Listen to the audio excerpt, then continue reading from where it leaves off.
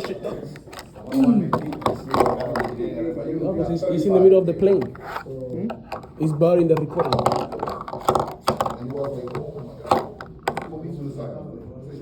Wait, the way that the phone is, you can just like keep it upright, right? Yeah, exactly. And then whenever I can keep it up like this. Yeah.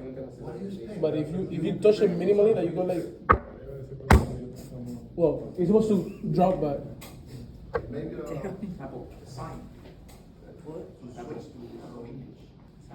You gotta tell me how to put it on YouTube. Though.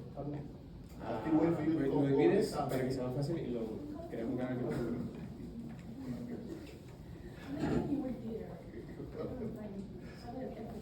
I'm here at 8:30 always like setting up stuff and you can see the camera me entering the building. Okay, you see she came yesterday, how many pints went up? I'm not exposed, you don't have to say that number, you know what I mean, but, you came yesterday, didn't you? You're not supposed to do that.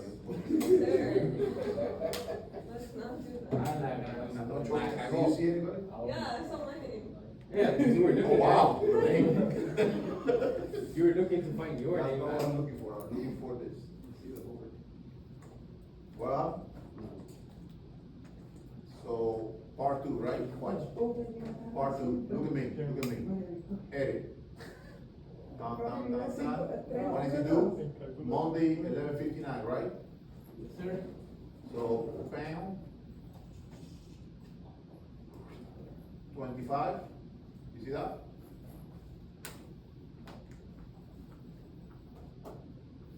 $25, ready? Save and publish. Boom, done. Is that clear to everybody? Module. So you can access it through the grades, and when you go to module, exam 3, right? So exam 3, I'm doing what? Publish module only. You can find it posted. Do when? You heard that, Trevor? Yeah. Posted already? Do Monday. Yeah. What's the dates? What? Oh, the grade? No, I haven't. The thing is, remember, I'm grading like 2 versions of it. So some people do it, but I'll try to do it today. I have it ready today. Okay. But that's not what I'm changing. So there it is. Look at this. Exam 3, part 2, right? Let me click in here. I don't know, you have different versions, but if it's me and the student, this is what I'm gonna get. Look at what you have there. What you have there? And RC6, which is gonna be question number 1. Clear on the exam. Is that clear to everybody? And it's simple, right? So let me go to the modules, recitation, what is the recitation? Exam 3 recitation problem set. Let me download it. Or already, I don't want to waste a second that one. I want to go to the second. You have a coaxial cable. Is that clear? Pay attention, guys. So I'm going to solve this problem by using Ampere's law. Got it? And before I solve it, I need you to understand Ampere's law the way it should be. Ampere's law is an expression. You come late, and they start talking about what? Le tomé una foto a eso. Creyendo que era nuestro. This expression is a path integral. Is that clear? Equals to mu naught, because you're not gonna have anything other than free space, times what? Let me write it down here.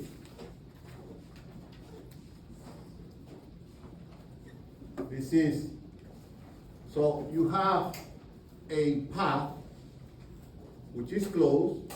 You see what I mean? That's the path which is closed.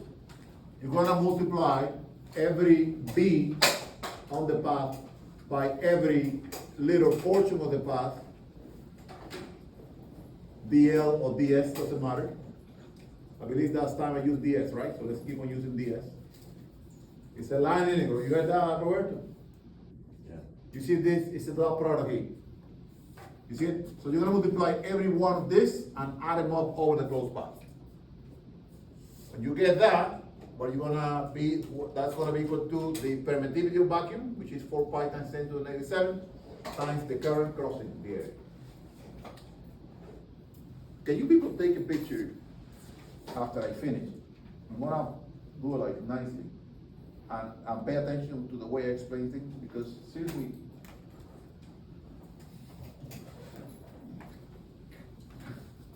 got it? So this is Ampere's law. What do you have in this class? A very simple symmetrical situation. You see what I mean? Concentric wires. Is that clear? So essentially what you see there, you see two images, right? You see some sort of tube with certain thickness, isn't it? And a very thin wire inside. Is that clear? I solved this one by using Biot-Savart law, but I'm gonna solve it now by using Ampere's law. Is that clear, everybody? So this is a coaxial cable. Now, if you notice, the outer part of the coaxial cable has a current going into the board. You can see by this like weird cross that I have there. Is that clear? So the current is uniform and it's going into the board. The thin one, the little, you see it, right? The cable, the cable for your TV cable, that have a little wire in the middle. Well, outside it has a mesh, and they are really good for like shielding information. You know what I mean? Because the mesh shields the inside, which is the signal. You send the signal in one direction, and the mesh serves as the return. You got it? So that's a coaxial cable. Coaxial means same axis.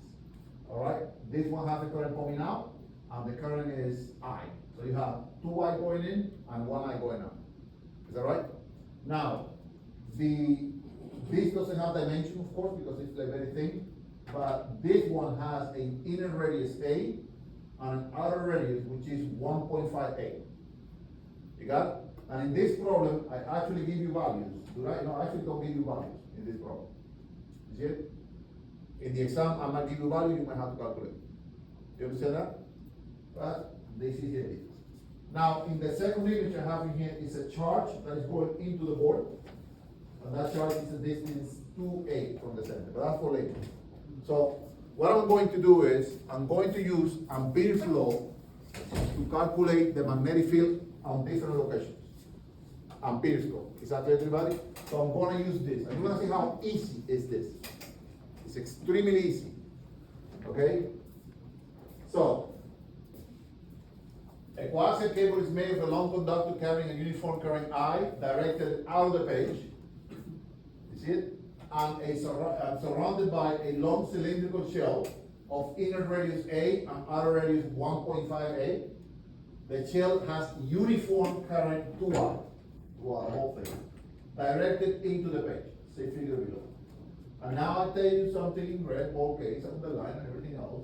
Your responses must be given in terms of any of all of the quantities I, A, Q, V, and mu naught only. Is that clear, everybody? Remember the first problem? Same thing with the second one. But probably in the exam, I'll give you numbers. I'm still working on it. A. Determine expressions for the magnitude of the magnetic field at the following distances from the center of the arrangement. For each distance, specify the rotation. In other words, clockwise or counterclockwise. Is that clear? Of the magnetic field. Clockwise or counterclockwise. So, 1, 2, and 3. Is that clear, everybody? A distance A over 2 from the center. A distance 1.25 from the center. And a distance 2A from the center. Is that clear, everybody? So what I'm about to do now is to teach you how to use Ampere's law to solve a simple problem like this. Make sense?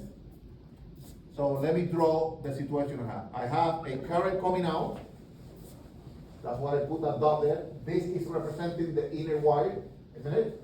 And then I have a shell, right? This shell has an inner radius A and an outer radius 1.58. Is that clear, everybody? So, this current is I, and this one has current going into the board, is that clear? Which is 2I. Make sense?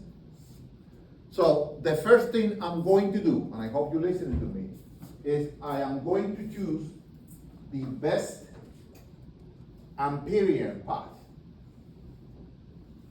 You got my point there? The best Amperian path. You remember in exam 1 when I asked you for the best Gaussian surface? Now I'm asking you for the best Amperian path. Is that clear to everybody? And I will tell you what's going to be the best Amperian path. If you write this down on your cheat sheet, you're going to answer that question. Like you copy from your cheat sheet and you put it there and you're done. But you tell not to do that. So 1 is a 1 at a distance A over 2. Is that clear to everybody? So I want to calculate the field here. Or I don't know, here, whatever. Somewhere A over 2. Is that clear to everybody? So since I want to calculate the field at a distance A over 2, I'm going to draw my best Amperian path. So what is my best Amperian path? It's the one on which the field takes the same value throughout the path, and the field is parallel to this throughout the path. Is that clear to everybody? So pay attention. The path is going to be a circle. Are you listening to me? Let me draw it in a different color. What are my markers, man? People take my markers. Over there. The path is going to be a circle. Are you guys listening to me? A circle concentric with the arrangement, right? And radius A. You see it? The path.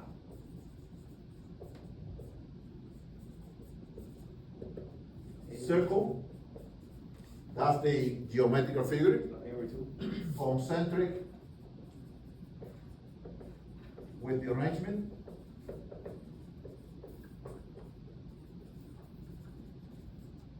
Radius R equal A over 2. Is that right? Because I want to calculate it there. And the rotation.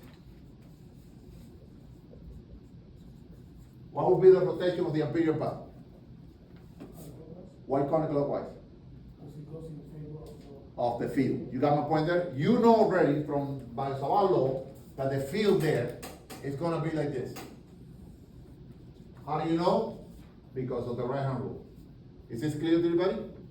So that's the rotation of B. That's a question that I ask you later on. So I will put my Amperian path to rotate also that way. Is that clear? Rotation, rotating, counterclockwise. I'm going to ask you that question in the exam. What is the Amperian path? Specify blah, blah, blah, blah, blah. Is that clear to everybody? Questions? Questions? Why that is my best Amperian path? Because it will make this side of the equation a lot easier. Is that clear to everybody? So look at it. I write this, right? You see this dotting here? Don't forget that there is a dot. So, the first thing I do is I convert this to magnitude, right? Keep in mind that A dot B is A, B, cosine of the angle between A and B, right? Because I choose the rotation of my Amperian path the same as the magnetic field, that angle is 0, cosine of 0 is 1. Is that clear? So this part of the equation becomes what? Becomes B ds. True or false? All right? Because I picked the Amperian path a distance A over 2, right? From that point, the field takes the same value. Because the field at a distance A over 2 will be the same from the wire. Is that clear to everybody? What's the meaning of that? I can take this out of here. Got it? So, this is B ds. Is that clear to everybody? Remember, this is what I'm looking for. That is what I'm looking for. Make sense? What is this? The area, is that an area? Is that an area? Is it diameter too? The The circumference, The the length of the Amperian path. Let me actually remind you that my Amperian path is broken into a bunch of what? DS's. When you add all the DS's, what are you going to get? 2 pi. If this is r, it will be 2 pi r. That's what I remember. No, you didn't. You say area. You meant area, unless you say something and think something else. You got my point? You know what I'm making a big deal about this, right? Because that answer will be there. You're ready for you to pick it up in the exam. That's the circumference. This is what? In this case, what is this? 2 pi A over 2. A over 2. That's why this is very important to understand what you're doing here. Is this clear to everybody? So, believe it or not, I'm done with the left side of the equation. The left side of the equation is b 2 pi a over 2, so that ends up being what? b8. British, right? Questions about this? Oh, what about it? My bad. B pi a. Simple enough? Let's work the right side of the equation. Obviously, before you do that, I will ask you in the exam, what is the meaning of I cross? Is that clear to everybody? What is the meaning of I cross? And you have to tell me. And I'm gonna write down there, don't write I cross. You know what I mean? So what is I cross? I cross is the current crossing the area bounded by the path. I think it was Elias that said last time so beautifully. You see it? Do you see the path, right? This is the path.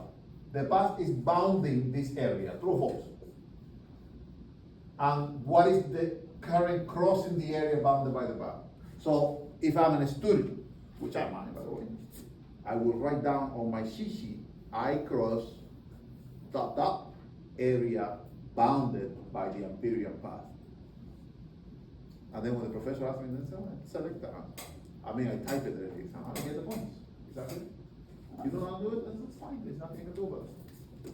So the question is, oh, this is mu naught, right? How much current is crossing the area bounded by the path?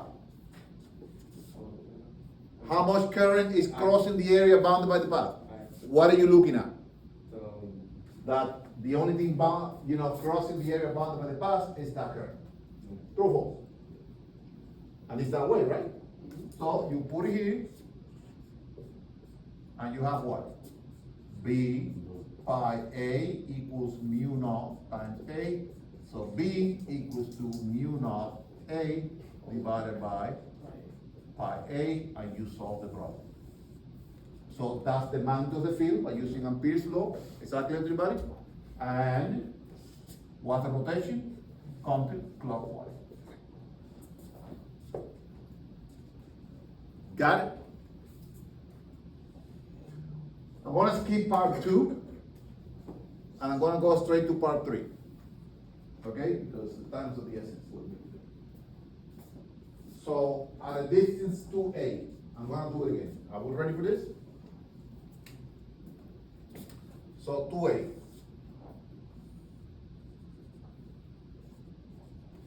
I'm going to draw my best Amperian path. So, what would be my best Amperian path? A circle, concentric with arrangement, with radius 2a. You see, it's not that difficult, right? And what? You see, it's confusing, right? So choose one. If you're not sure about it, choose one rotation. Clockwise? Fine, let's say clockwise, all right? But I'm gonna choose counterclockwise. I'll do whatever I want. Yeah.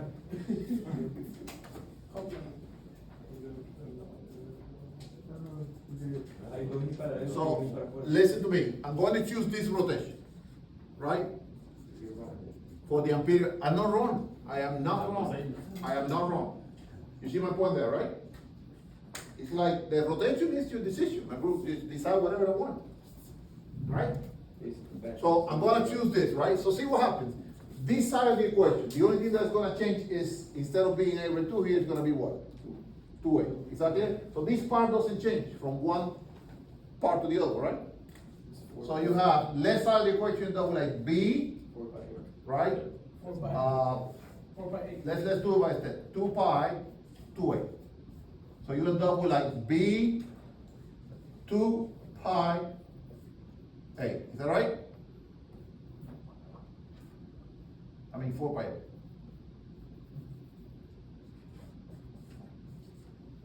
Done. This is equal to mu naught, and now is how I'm going to do it. You see what I mean? What are you gonna do, huh? I minus 1. I minus 2I. Right? Yeah, this has 2I. This one has 2I going in. Okay, also. You got my point, right? So you notice something weird in here? Right? So in here, you're gonna get B, which is the magnitude of the field, equals, this is like I, right? Minus I. You got mu naught with a minus in front of it, I divided by 4 pi A. Is that right? So what is this telling me? So you choose one direction. What? That I choose the direction opposite to it. You got my point there? So the reason I put this positive here is because I say this goes on the rotation of the path, right? Oh, you could have. But the negative sign is telling me that the field actually goes opposite to that. And, bueno, to cancel out the negative, you have to. No, you don't have to cancel out the negative. You can ignore this and say, because this is the magnitude what you like it out, right? But I assume that the field was going that way. So I picked the path that way. You got it? Which is pretty stupid. I wouldn't do that. You know what I mean? Especially in this obvious case. So what is the meaning of this? The field is clockwise. Yeah. Well, but this is the way it's done. It's like, I'm going to choose the rotation of the path on the direction I feel the field is. You know what I mean? You got it, right? It's not that, oh, I know what's the direction. When it was an electric field, it was easy. Because the electric field was going either away or towards. You got it? So don't go too crazy about that. You know what I mean?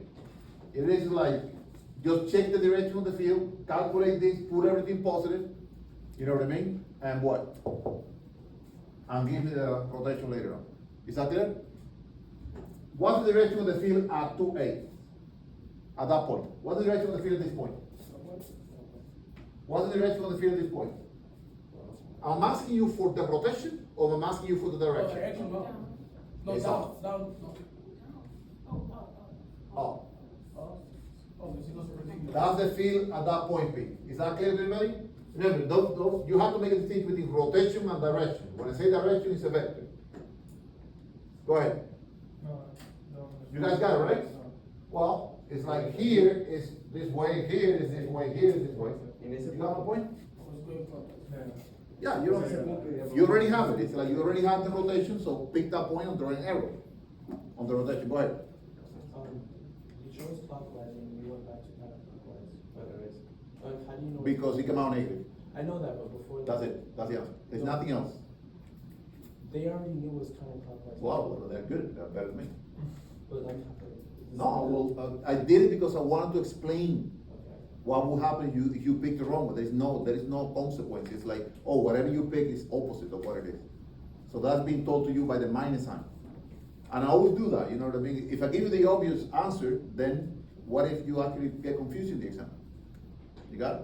So what do we do in order to be efficient? Just pick the direction you think it is. Go ahead. But even then, the current of the outside mesh is going into the board, so it'll be counterclockwise, or clockwise anyway. No, the reason is the following. Yeah, but look, what if this is 1I and this is 2I?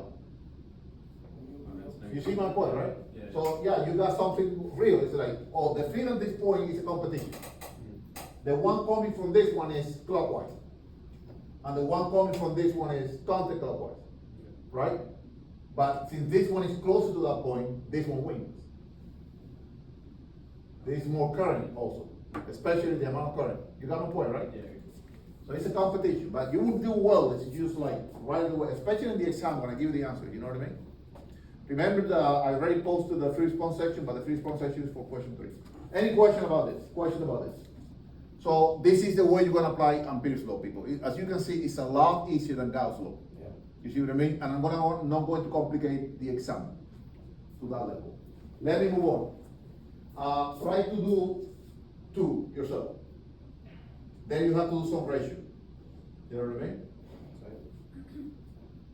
So here we go. See what I do now? I combine the first question, you know what I mean, with the second. So I have a charge with negative charge Q, as you can see that is going into the board.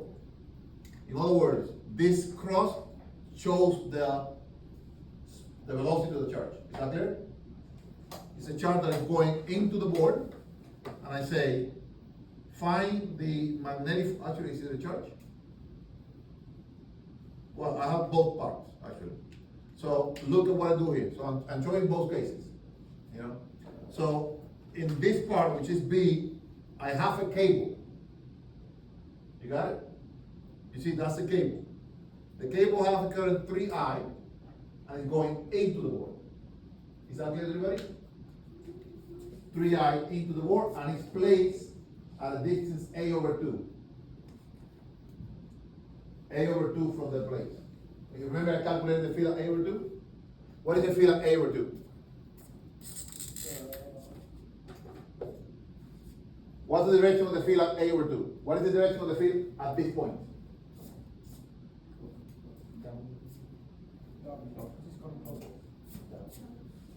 Up. Remember, it's counterclockwise. So at this point, the circulation is like this, right? Right? So the field at this point is up. And the size of it is mu naught I divided by pi A. Right? Now, I place a cable at that location. Right? A cable. Got my idea? The current of the cable is into the board, and it's like 3I. Right? So here you have a cable and another cable. Counterclockwise is not up. So,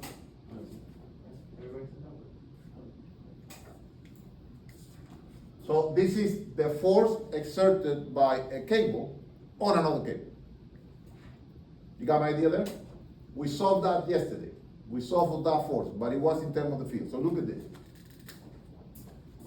Imagine you have, remember the force on a wire that we obtained last time? It was the field times the current times the length of the wire. oh, Is that clear? Now, I don't give you the length of the wire. Right? If I give you the length of the wire, you just plug it in and that's it. Is that clear? But since I don't give you the length of the wire, I want to know the force per unit length. True false. So the answer to this ridiculous question is mu naught I over pi A. Isn't that the field? Right? Right? Times what? 3I. So the answer to that question is, what you got? 3 mu naught I squared over pi. Is that simple enough? In other words, you have the field at that point that you calculated before. You put a wire there, use the Beal formula, right? And that's it, piece of cake. My question to you now is attraction or repulsion?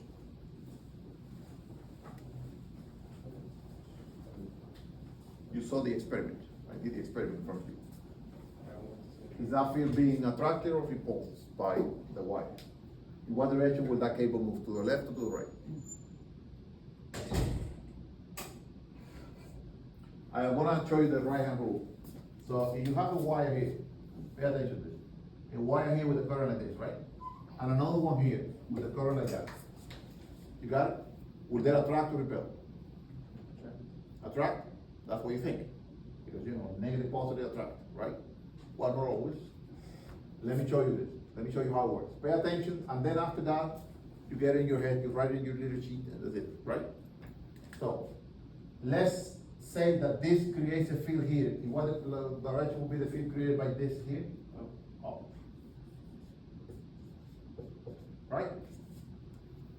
If this is the current, which is the same as the charge, what would be the direction of the force exerted by this on this? What's the direction of the force exerted by this field, which is created by this, on this wire? To the